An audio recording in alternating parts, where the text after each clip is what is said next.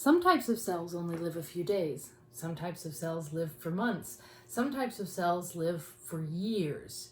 No matter what, though, every cell has the same basic life cycle. That life cycle is represented by this circle, and at the very top is where the cell is born. Of course, cells aren't actually born, they are formed from mitosis, which is part of what we're going to be talking about, cell division. So when a cell is first born, it enters what's called the first gap phase. Now, if you're wondering, why do we start life with a gap? It's because the scientists who were first studying this could only see chromosomes or DNA.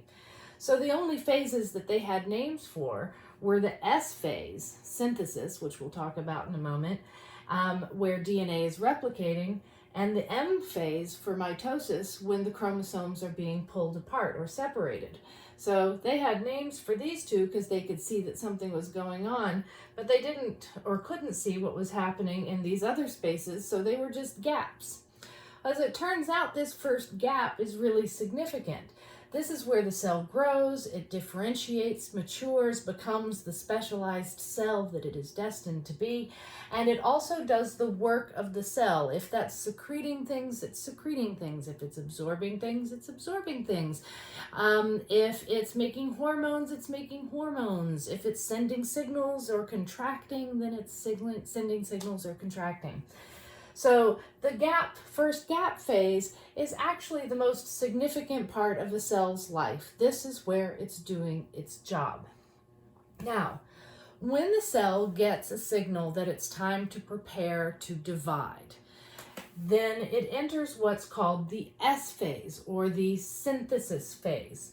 And in the synthesis phase, the cell synthesizes DNA, or replicates, makes a copy of DNA, and synthesizes a brand new DNA molecule. Excuse me.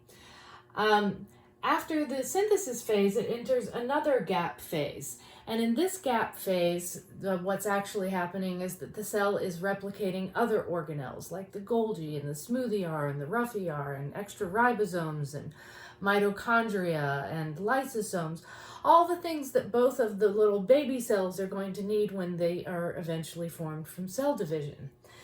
So in the second gap phase, the cell is continuing to prepare for cell division by replicating everything else that's not DNA.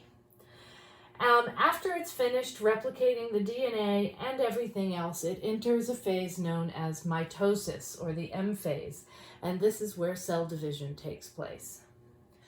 Now, usually we don't refer to the first gap, synthesis, and second gap phase unless we're really focused on what's happening with the DNA.